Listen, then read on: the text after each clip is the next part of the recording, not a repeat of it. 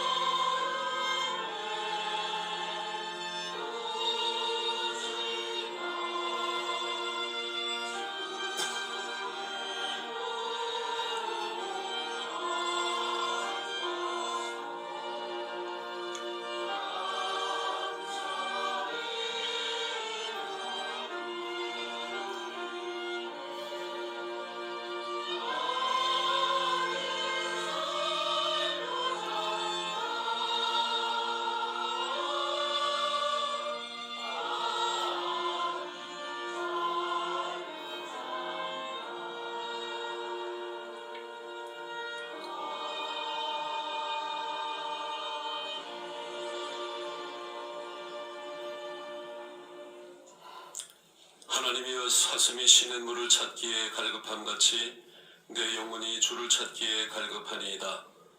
사람들이 종일 내게 하는 말이 내 하나님이 어디 있느냐 하오니 내 눈물이 주야로 내 음식이 되었도다.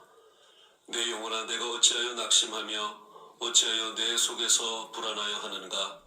너는 하나님께 소망을 두라. 각자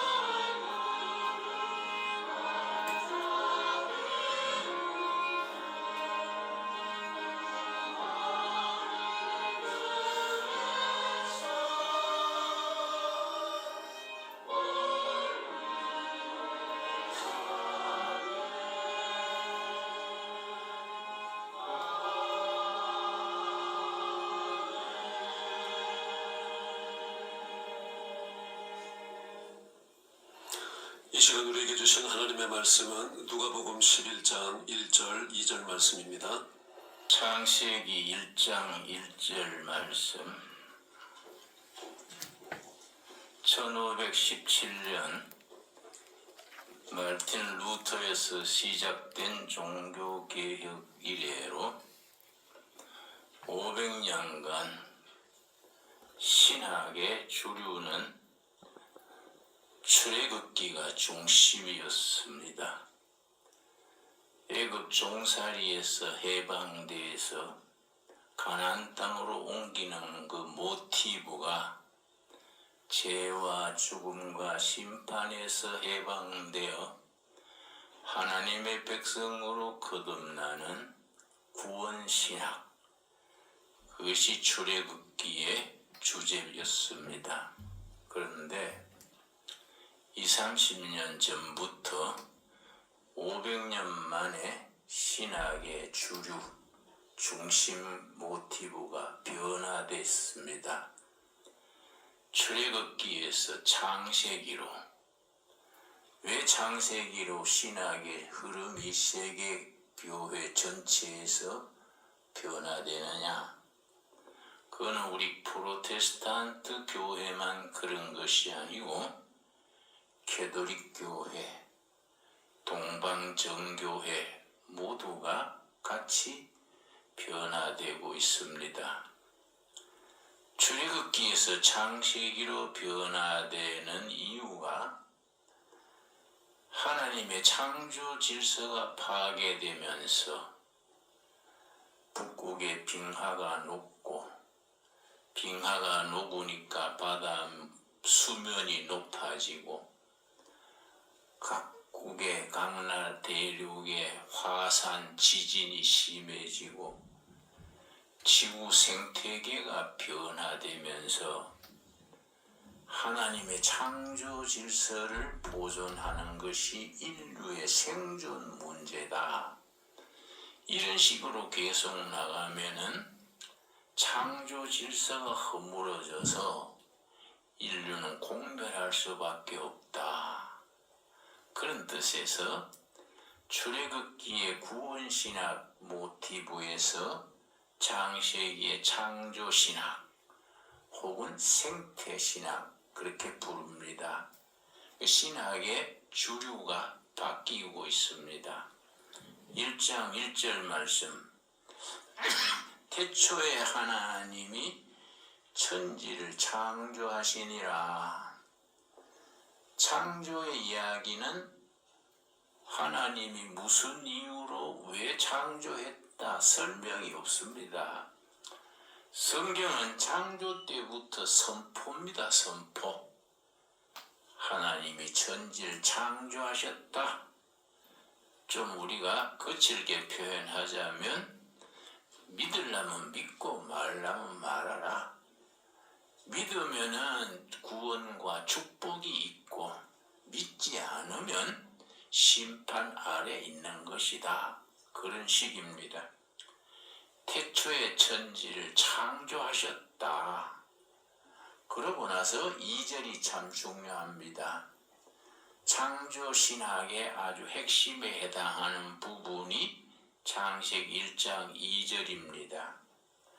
땅이 혼돈하고 천지 창조의 초기에 땅이 혼돈했다. 무질서를 말합니다. 영어로는 케이오스 혹은 카오스, 무질서입니다. 무질서. 창조 초기에 땅이 무질서, 케이오스, 혼돈이랬습니다. 그리고 공허하며 텅텅 비어 있었습니다. 텅 빈 허무입니다. 흑암이 깊음 위에 익서 절망적인 어두움. 말씀으로 천지 창조하시던 첫 단계에는 혼돈, 무질서, 공허, 절망적인 어두움. 이게 출발점입니다. 여기에 말씀이 역사하니까 혼돈, 카오스가 질서, 코스모스입니다. 코스모스. 질서로 바뀌어갔습니다. 허무가 충만으로 채워지고 절망적인 어두움이 빛으로 바뀌는 겁니다. 그래서 천지 창조가 진행되면서 빛이 있으라.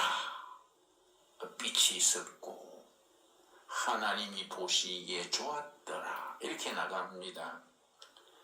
땅이 혼돈, 무질서하고 텅텅 빈 허무가 있고 절망적인 어두움이 있었는데 말씀이 역사하니까 무질서 카오스가 질서 코스모스. 코스모스는 질서도 코스모스고 우주도 코스모스입니다. 그래서 우주론 그럴 때는 코스모로지, 우주론입니다. 그러니까 말씀이 역사하니까 카오스, 혼란, 무질서가 질서로 변화되는 겁니다. 절망이 희망으로 변화되는 겁니다. 허무가 충만으로 변화되는 겁니다. 여러분, 그래서 무질서는 질서의 어머니다. 사야학에서 유명한 명제입니다. 무질서는 질서의 어머니다. 무질서 속에서 질서가 나온다. 내가 왜 그 얘기를 서두에 하느냐 하면은 우리나라가 나라 사정이 펑 무질서합니다. 갑자기 탄핵이네 무슨 겸용이네 긴급조치네 해서 또 겨울에 우리 어릴 때 난로에다 화로에다가 철판 놓고 콩을 구워 먹으면은 철판에서 콩 튀는 소리가 타닥타닥 일어납니다. 철판 위에 콩 튀듯이 나라가 어렵습니다. 그러니까 국민들이 불안해하고 뭐 이러다가 잘못되는 게 아닌가 염려합니다. 불안합니다. 어떤 분은 전화를 했어요. 아이고 잠을 못 잡니다. 나라가 이러다가 거들나는 거 아닙니까? 이 무질서예요. 무질서. 혼란입니다. 혼란. 근데 성경은 말씀이 역사하면은 무질서가 질서로, 카오스가 코스모스로. 나는 요즘 가만히 생각하면서 또 이 두레길 돌면서 생각을 합니다. 어떻게 되려고 갑자기들 그렇게 뒤숭숭해지냐. 기도하고 생각하는 중에 내가 새로운 생각이 떠올랐습니다. 더 좋은 세상 오려고 지금 뜸들이는 거다. 이 지금의 무질서가 새로운 질서의 출발점이 될 거다. 지금 우리나라 정치 우선 여당이 무슨 당이지요?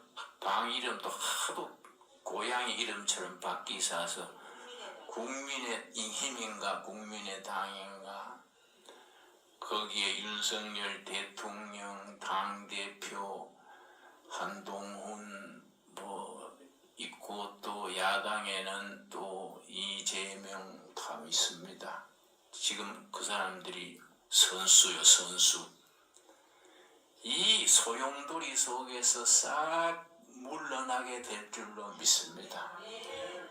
그 사람들 집에 가서 애기 보고 새로운 시대에 새로운 질서가 태어나야 됩니다. 그래야 나라가 됩니다. 그 사람들 쳐다보고 울었다가 웃었다가 희망을 가졌다가 낙심했다가 부질없습니다. 아마 그 사람들이 감량이 안 되는 것 같아요. 그래서 앞으로는 검사 출신은 대통령 안 뽑는 게 좋겠어요. 왜냐? 한창 나이에 육법전서만 읽어가지고 육법전서 그거 뭐 담 넘어가는 사람 징역 몇 달, 응? 사기치면 3년 뭐 그런 거 아닙니까? 그걸 열심히 몇 년 공부해가지고 고시돼가지고 그 자리 지키니까 상상력이 없어요. 상상력. 이 정치적 상상력, 예술적 상상력, 그 제일 높은 자리에 영적 상상력입니다. 옛날 이사야 같은 예레미야 같은 그런 느헤미야 같은 영적 상상력, 영적 상상력이 새로운 시대를 만들어내는 출발점이 됩니다. 그래서 법률 공부만 열심히 한 사람들은 아마 내 느낌에 상상력이 부족하지 않을까. 육법전서에 있는 것만 공부해가지고 그 인생 살아가는 밑바닥, 그 하나님의 창조 세계에 대한 무궁무진한 그 세계의 상상력이 부족하지 않나. 여러분, 이스라엘의 수상 중에 시몬 페레스가 있습니다. 시몬 페레스. 내가 그 어른이 쓴 책을 읽고 내가 상당히 감명받았는데, 작은 꿈은 있을 방이 없다. 그 책입니다. 그 어른이 93세에 쓴 자서전 같은 책이고, 그 책을 쓴 지 일주일 뒤엔가 타계했습니다. 영어로는 No room for small dreams. 꿈이 적으면 뻗어나갈 방이 없다. 꿈을 크게 가지고 상상력을 길러서 미래를 바라보고 나가야 된다. 그 시몬 페레스가 그 책에 썼어요. 젊은이들이여, 더 넓은 세계로 나가라. 젊은이들이 지금 추구해야 될 세계는 세 가지다. 바다 밑에 깊은 세계, 우주의 넓고 넓은 우주. 세 번째, 인간 내 속에 있는 엄청난 잠재력. 이걸 탐구해야 된다. 시몬 페레스의 얘기입니다. 그래서 우리는 기도하는 사람들입니다. 우리는 하나님을 믿는 사람들은 하나님을 믿지 않는 사람들하고는 차원이 다릅니다. 상상력이 다르고 창의력이 다르고 생각하는 폭이 다릅니다. 그래서 나는 지금 질서, 무질서, 카오스가 있고 나라 사정이 우왕좌왕하고 이럴 때 하나님의 말씀이 역사하시면은 무질서가 질서로, 절망이 희망으로 이렇게 변화되어 갈 줄로 믿습니다. 그래서 교회가 중요한 겁니다. 교회는 위대한 말씀이 있습니다. 위대한. 여러분, 성경 자체가 세상의 다른 책과는 비교할 수 없지요. 성경이 완성되는데 1500년 걸렸습니다. 1500년이 걸려서 쓰여진 책이 있겠습니까? 성경이 창세기에서 요한계시록까지 이루어지는데 장장 1500년. 우리 역사로 말하면은 신라 중기 화랑도 시대 500년, 고려 시대 400년, 900년이지요. 조선조 500년, 그러면은 1400년이지요. 현대사 100년. 화랑도들이 말 타고 달리던 그 시절부터 지금까지 걸려서 1500년간에 쓰여진 책이 성경책입니다. 이 속에 하나님의 은혜 계시가 있고 상상력이 있고 인류의 꿈이 있고 이 세상 넘어 저승까지 영생에 이르는 그 길 안내가 이 속에 있는 거지요. 나는 지금 뭐 정치계나 사회 움직이는 선수들 이번 차제 2-3년 안으로 싹 재고 정리하듯이 다 사라져가게 될 줄로 믿습니다. 또 북한에도 김정은이 있지요. 김정은이. 같이 재고 정리해야지요. 그렇지요? 그 사람이 지금 나보다 키가 1cm 커요. 근데 나는 지금 체중이 62kg인데 나보다 1cm 큰 사람이 140kg예요. 걷는 거 보면 뒤뚱거려요. 헐떡이면서 걷는다는 겁니다. 그래서 이스라엘 모사드하고 미국 CIA하고 우리 국정원이 그 사람의 그 심장, 피 검사 이런 것을 전송하는 걸 가로챘다 그래요. 뭐 중국으로 했는지 프랑스로 했는지 가로채가지고 그걸 전부 조사를 했더니 수명이 42살까지라 그래. 지금 40입니다. 앞으로 2년을 더 살 것이다. 여러분, 그 김정은이가 이복형 누굽니까? 네? 이복형을 중국에서 보호하고 있었는데 말레이시아 답답하니까 말레이시아 뭐 관광 갔는가 갔다가 공항에서 독가스로 죽였어요. 자기 경쟁자를 없앤 거지요. 근데 그 아들이 김한솔이라고 했습니다. 김한솔. 그걸 미국에서 그 한솔이를 빼냈어요. 그래서 지금 미국에서 보호하고 있습니다. 여차하면은 판을 뒤집어서 김한솔이를 내세워가지고 북한을 민주화하고 그러고 미군이 신의주에 주둔하고 남북 통일에 뒷받침하려고. 여러분, 나는 트럼프가 대통령 된 것이 우리 통일 한국에는 절호의 찬스라고 믿습니다. 그래서 어느 분이 그래요. 지금 대한민국은 100년 만에 맞이하는 호기다. 지금 100년 만에 맞이하는 절호의 찬스다. 통일 한국을 이루어가지고 이 통일 한국이 10년만 고생하면은 세계를 선도하는 국가로 올라설 수 있다. 요 호기를 놓치면 안 된다. 요 호기를.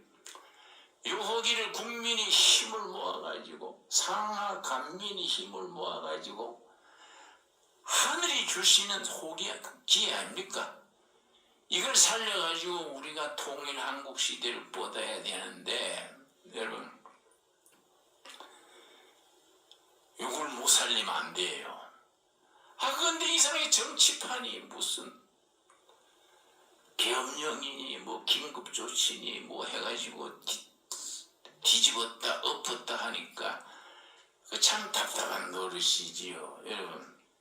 그래서 지금 우리 일선에 뛰는 정치판의 선수들은 그런 민족적인 비전, 그런 상상력이 부족해요.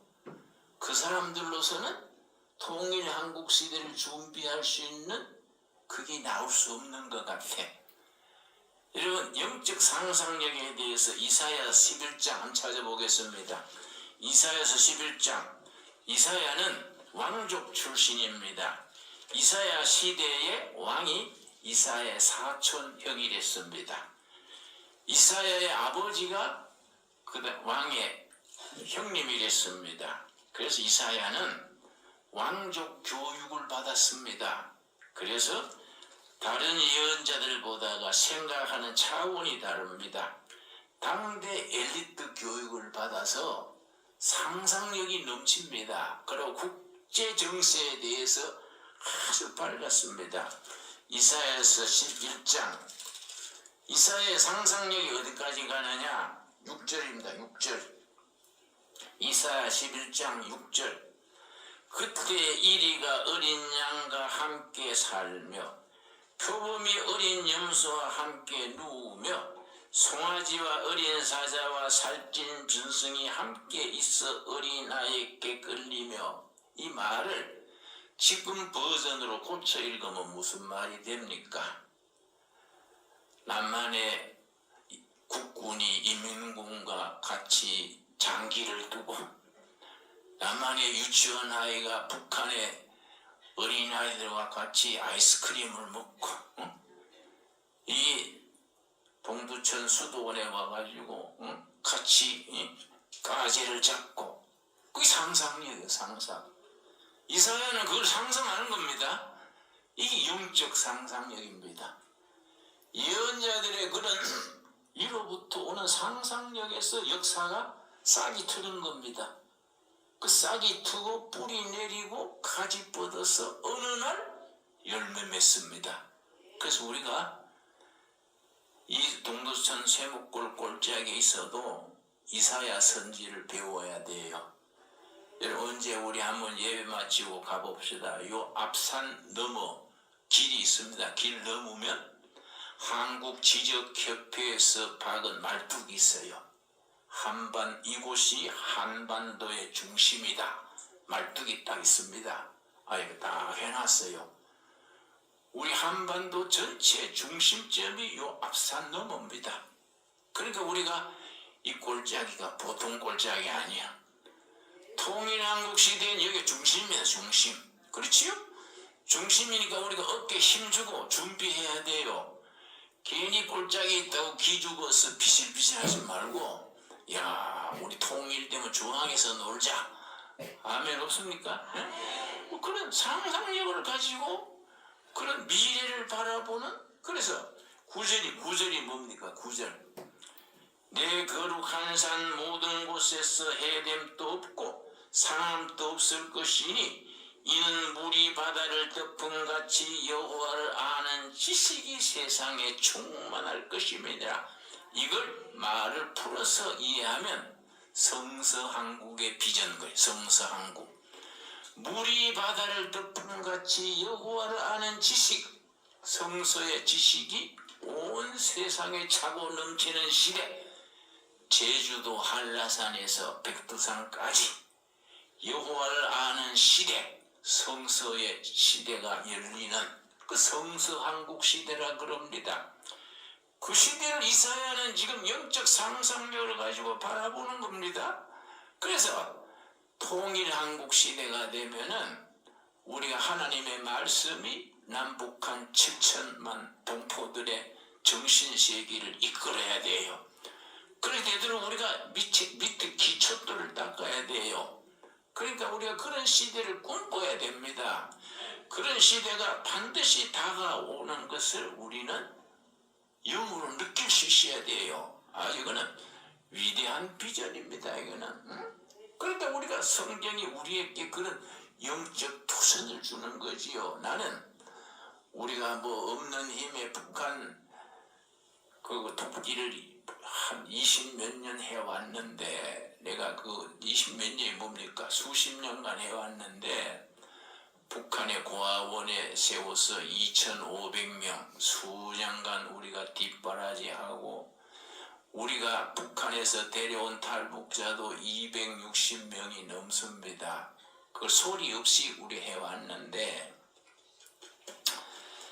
언제 시작했냐면은 1980년 북한에서는 걸 고난의 행군, 그래. 고난의 행군, 뭐 굶어 죽는다는 말을 듣고 내가 지금 어떤 시대인데 백성들이 굶어 죽을까? 북한에 들어가지는 못하고 중국으로 가서 두만강 강변, 저쪽 편은 북한이고 이쪽은 중국 땅인데, 강변을 내가 걸으면서 기도했습니다. 하나님, 강 저쪽에 북한 동포들이 굶어 죽는다는데 하나님 그들에게 자비를 베푸시고 우리가 그들 도울 길 열어주십시오. 기도하면서 가는데, 가다 보니까 중국 쪽 마을에 십자가가 있더라고요. 여기도 교회가 있네. 들어갔더니 중국 목사가 섬기는 조그마한 교회예요. 그래서 내가 남조선에서 온 목사인데 이렇게 북한을 뭘 도울 길이 없는가 해서 기도하고 걷는다 했더니, 마침 잘 됐다고. 북녘에서 넘어온 아가씨가 지금 있는데 잠시 만나보겠느냐고. 그걸 만났지요. 19살 먹은 아가씨요. 그 나하고 얘기를 하는데, 아가씨는 어떻게 두만강 건너서 여기 오게 됐는가 그랬더니, 엄마가 먼저 굶어 죽고 아버지가 굶어 죽고 동생 셋이 죽어간다 해요. 엄마 죽을 때 유언이 동생들 살려라. 왜 엄마들이 왜 제일 먼저 굶어 죽냐? 먹을 게 있으면 자기 안 먹고 애들 주는 거예요. 엄마는 먹었다. 그리고 애들 먼저 먹이는 거예요. 애들 먹이느라고 자기는 굶다가 제일 먼저 죽는 거예요. 먼저 죽고 아버지 죽고 애들 동생 셋이 있는데, 걔들이 죽어가니까 죽을 각오하고 두만강 새벽에 넘어왔다는 거예요. 그러니까 내가 참 너무 마음에 슬퍼서 주머니에 있던 달러 전부 털어가지고 손바닥에 얹어주면서, 아가씨 이거 가져가가지고 굶어 죽지 말고 통일될 때까지 살아남으라고 줬더니 그 아가씨가요, 두 손바닥에 그 돈을 받으면서 얼굴을 손바닥에 묻고 우는데 하염없이 울어요. 나는 그 19살 먹은 아가씨의 눈물을 잊을 수가 없어. 응? 그 아가씨의 눈물을 흘리면서 고맙시오 고맙시오. 나는 그걸 잊을 수 없어요. 여러분, 다 같은 우리 동포입니다. 동포. 우리가 그들 도울 수 있는 책임이 있어요. 응? 그걸 우리가 그 김정은 업체 밑에 그냥 살게 두는 건 우리는 직무유기고 우리 사명을 감당하지 못하는 거지요. 그러니까 남한의 무슨 뭐 윤석열도 뭐 또 누구지요, 한동훈도 이재명도 김정은도 다 무대에서 사라져갈 줄로 믿습니다. 새로운 일꾼들이 일어나가지고 하나님을 믿는 신앙으로 뜨거운 가슴, 뜨거운 민족애를 가지고 역사를 다시 만들어야 돼요. 그 역사를 만드는 핵심은 뭡니까? 핵심이 영혼에 대한 안타까움, 하나님에 대한 기도, 이겁니다. 우리 하나님이 어떤 하나님이십니까? 요한계시록 7장, 나는 이 말씀 읽을 때마다 은혜 받습니다. 요한계시록 7장 17절 말씀. 나는 이런 하나님이 너무 좋아요. 너무너무 이런 하나님이 너무 위대하고 너무 좋습니다. 요한계시록 7장 17절 말씀. 이는 보좌 가운데 계신 어린 양이 그들의 목자가 되사 생명수 샘으로 인도하시고 하나님께서 그들의 눈에서 모든 눈물을 씻어 주실 것임이라. 여러분 아멘 하시지요? 우리 하나님은 어떤 하나님이십니까? 눈물을 씻어 주시는 하나님, 상한 심령을 치료해 주고 병든 자를 보듬어 주고 상처받은 영혼 눈물 닦아 주시는 하나님. 너무너무 멋있어요. 우리 하나님은 눈물 닦아주시는 하나님이야. 응? 세상살이에서 한많은 삶을 사랑으로 품어주시고 눈물 닦아주시고 새로운 용기를 주시면서 새하늘과 새 땅, 새로운 세상을 꿈꾸게 하시는 하나님. 그 하나님은 우리가 믿는 하나님이십니다. 그 하나님을 우리가 주인으로 모시고 열심히 신앙생활하는 거이지요, 여러분. 그래서 우리 둘의 수도원, 둘의 마을, 우리 너무 할 일이 많아요. 너무너무 할 일이 많습니다. 그 하나님의 사역을 우리가 대신하는 거예요. 열심히 하면 하나님이 힘주시고 길 열어주시고 인도해 주실 줄로 믿습니다. 나는 트럼프 대통령이 내년 1월 며칠 시작을 하지요? 나는 김정은이 빨리 만났으면 좋겠어요. 김정은이 만나가지고 살살 꼬셔야 돼요. 굴 속에 숨어있는 걸 끄집어내가지고 김정은 당신 정권 우리가 지켜줄 테니까 남북에 철도 놓고 원산에 트럼프 빌딩 거기다가 거기 휴양지도 만들고 당신 그럼 내부자 되는 거요. 둘이서 잘 해가지고 서울서 타는 비행기가 평양을 거쳐서 시베리아를 거쳐서 유럽까지 가야 돼. 그걸 시베리아 횡단철도라 그래요.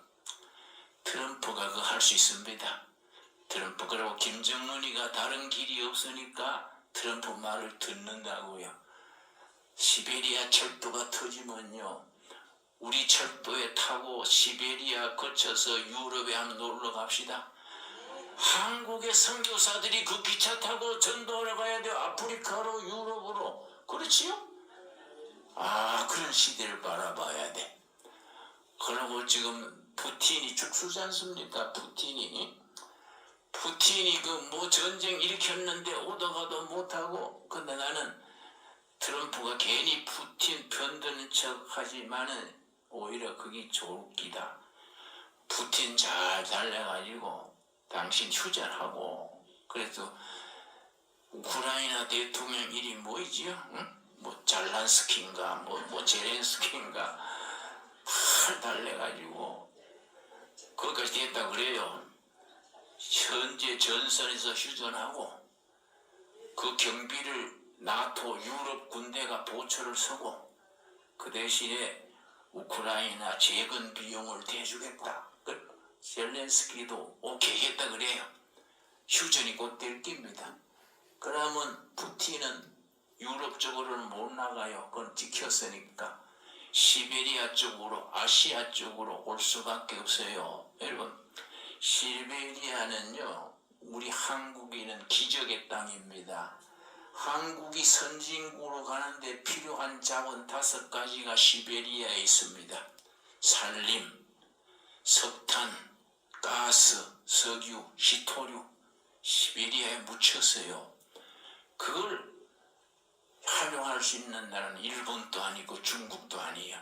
우리 한국이 뻗어가는 겁니다. 그런데 그 연해주 앞에요 사링카는 섬이 있어요. 대한민국보다 더 큰 넓은 섬인데 일제시대에 일본의 강제징용을 끌어가가지고 거기서 강제노동 시키다가 전쟁 끝나니까 아무도 안 돌아본 거야. 일본도 안 돌아보고 러시아도 안 돌아보고 그 사람들이 기후하려고 해도 뭐 올 수가 있습니까? 그 뿌리 내리고 사는데 사린에서 제일 똑똑한 사람들이요. 그 사람들이 우리는 자유 대한민국에 편입되기를 원한다. 그 사람들이 지금 우리 한국에 왔다 갔다 해요. 그러니까 푸틴이 이번에 사린을 한국에다가 팔고 싶다 그랬어요. 그러면 우리가 극동함대 북극 항로라 그래요. 부산서 배를 타고 울릉도 거쳐서 사린 거쳐서 베링해요. 베링해요 75km입니다. 중간에 섬이 하나 있어요. 섬 절반은 미국 알래스카 땅이고 절반은 러시아 시베리아 땅이에요. 거기 다리를 놔요. 참 통일교회가 무슨 돈이 그래 많은지 양국에서 허락만 해주면 다리 놓는 비용은 우리가 내겠다. 간에 털난 사람들이에요. 통일교에서 그래 우리가 다리를 놓는다는 거야. 그 뭐 통일교가 넣는 건 알겠지.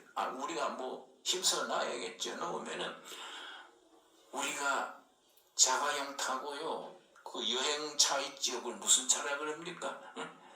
뒤에 싣고 다니는 그 자고 하는 거 거기에 타고 평양 거쳐서 사린 거쳐서 알래스카 거쳐서 미국까지 우리 여행 갑시다. 예? 뭐 주일날 교인들은 좀 자시바락하고 응? 우리 다니면서 예배 보고 우리가 신앙생활의 그런 민족적인 비전과 상상력과 그런 꿈이 있어야 안 되겠습니까? 예? 그 북극 항로가 열리면요 부산서 배 타고 울릉도 거쳐서 사린 거쳐서 베링해협 거쳐서 노르웨이로 그래가 네덜란드까지 가는데요 지금 대만 앞으로 가는 배보다 시간이 절반밖에 안 걸려. 비용도 절반밖에 안 들고 그러면은 우리 몇천 년 역사에 늘 변두리요. 우리가 변두리에 있던 대한민국이 북극 항로가 열리면 중심이에요. 중심. 북극 항로의 출발점이 부산이요. 부산. 돈 있으면 부산에 땅 사놓으세요. 북극 항로가 열리면 부산 울릉도가 왔답니다. 왔다. 여러분 거기에 우리가 한국의 젊은이들이 목사들이 선교사 배 타고 가는 거예요. 그러니까 선교사 나가는 겁니다. 여러분 교회 2000년 역사를 보면요 선교사를 많이 보낸 나라는 반드시 하나님이 축복하십니다. 그 민족 그 교회는 반드시 축복하셔요. 이건 공식입니다. 공식. 그러니까 우리가 북극 항로 타고 선교사 나가고 시베리아 철도 타고 청년들이 세계로 뻗어나가고 그런 상상력을 가지고 우리 하나님을 섬기는 시대 그런 꿈을 가질 수 있게 되기 바랍니다. 그러니까 이번에 뭐 우리 정치하는 사람들이 뭐 이러쿵 저러쿵 가는 거 여러분 덮어놓고 그 사람들 직업이 그래요. 수준이 그것밖에 안 돼. 수준이 그것밖에 안 돼. 그거 놔두고 우리는 하나님께 직고합시다. 하나님이 직접 우리를 좀 주장해 주십시오. 여러분 우리 둘의 수도권은 하나님 직통 전화로 통합시다. 여러분 아멘 하십니까? 오늘 본문 말씀 마가복음 9장 다 찾겠습니다. 마가복음 9장 오늘의 결론 말씀이 뭡니까? 마가복음 9장에 기도 외에는 그런 능력이 나타날 수 없다 그랬습니다.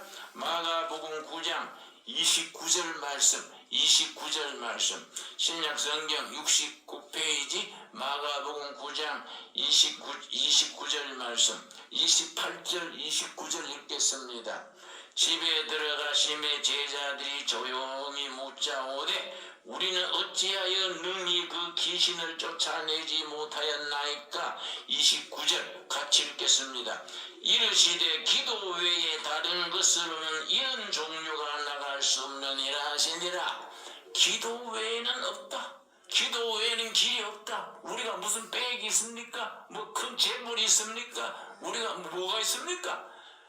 하나님께 기도해서 응답받는 거, 그 위대한 길이 있는 거예요. 기도 외에는 이런 능력이 나타날 수 없느니라. 우리 기도가 하늘에 상달돼 가지고 하늘 보호자를 움직여서 우리가 서울역에서 평양으로 기차 타고 시베리아로 유럽으로 가고, 우리 부산항에서 떠나는 배가 여러분 울릉도 거쳐서 베링해협 거쳐서 유럽으로 배가 왔다 갔다 하는 그 시대의 중심에 대한민국이 있어야 되지요. 그 중심에 한국 교회가 있어야 되지요. 그 중심에 한국의 선교사들이 세계로 뻗어나가서 선교항구지요. 선교항구. 그리고 제주도에서 백두산까지 하나님을 아는 지식이 차고 넘치는 시대, 성서한국 시대라고 읽었습니다. 그 시대를 바라보고 우리가 힘을 가지고 용기를 가질 수 있게 되기 바랍니다. 기도하겠습니다. 하나님 감사합니다. 우리 기도가 하늘 보호자를 움직이게 하여 주시옵시고 낙심하는 국민들에게 희망을 주시며 무질서가 질서가 되게 하여 주시옵소서. 나라의 정치도 경제도 교육도 많이 흔들려서 무질서합니다. 혼돈합니다. 하나님의 말씀이 무질서의 질서를 낳게 하옵시며 혼돈이 광명을 희망을 낳게 하여 주시옵소서. 우리 백성들의 눈물 닦아주신 하나님 찬양합니다. 서럽고 아픈 백성들의 눈물 닦아주시고 한을 풀어주시고 아픔을 보듬어 주시는 주님 찬양합니다. 예수님 이름 받들어 기도되었사옵나이다. 아멘. 이제는 우리들의 구속의 주인이 되시는 우리 주 예수 그리스도의 은혜와 아버지 하나님의 지극하신 사랑과 성령님의 감화감동 교통케 하신 역사가 기도하여 그 기도의 능력으로 하나님의 뜻을 이 땅에 이루어가기를 소망하는 두레온 나인교회 성도들 위해, 그대 가정 위에, 사업자 위에, 흩어져 살아가는 나라들 위해 이제로부터 영원까지 함께 계시기를 축원하옵나이다. 아멘.